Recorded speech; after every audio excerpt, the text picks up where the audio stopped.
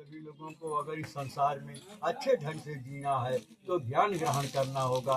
बिना ज्ञान के इस संसार में हमारा उद्धार नहीं हो सकता। इस बात को बाबा साहब ने स्वयं सिद्ध करके दिखाया कि खाली high school, inter, BA, MA कर लेना ज्ञान प्राप्त करने का कोई बहुत बड़ा वो नहीं है।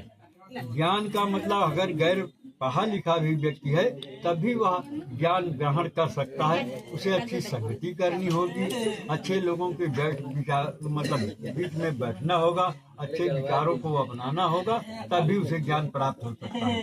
तथागत के कहने का मतलब था कि हम सभी लोगों को ज्ञान की शरण में जाना होगा। इसी तरह उन्होंने धर्म के बारे में कहा।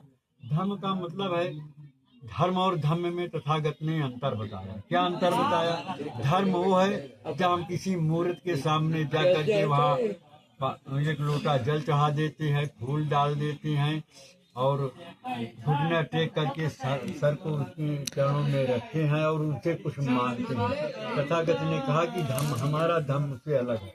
हम किसी से कुछ मांगेंगे नहीं, खाली धर्म का पालन करेंगे। मानवतावादी, इसीलिए इस धर्म को क्या कहा गया?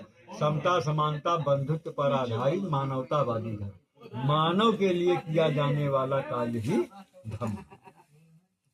और उसके बाद संघम शरणम गच्छामि। संघ का मतलब होता है कि हम सभी लोगों को आपस में, जैसे परिवार में पति पत्नी, माता पिता, सब लोगों को एक संघ बना करके यानी इकट्ठा होकर के प्रेम मैत्री भाव से सदा बंधुत्व की विचारधारा के साथ जीवन जीना चाहिए। उससे हमारे समाज में नाम भी होगा, हमारे सगे संबंधी और अन्य लोग जो है वह सदैव हमारे व्यवहार से खुश रहें। यही है संघ। उसके बाद हम लोग अब तीसरण की ओर चलेंगे।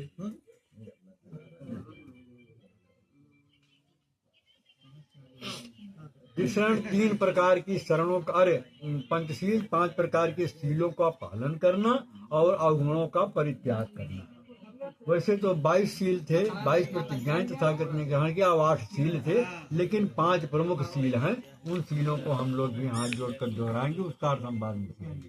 पाणातिपाता, वेरमणि, शिक्षापदं समादयामि, अजिन्नादान, वेरमणि, शिक्षापदं समादयामि, कामेषु मिथ्याचारा, वेरमणि, शिक्षापदं समादयामि, मुसावादा, वेरमणि, शिक्षापदं समादयामि, सुरामेरय, मद्यपमा, दट्ठाना, वेरमणि, शिक्षापदं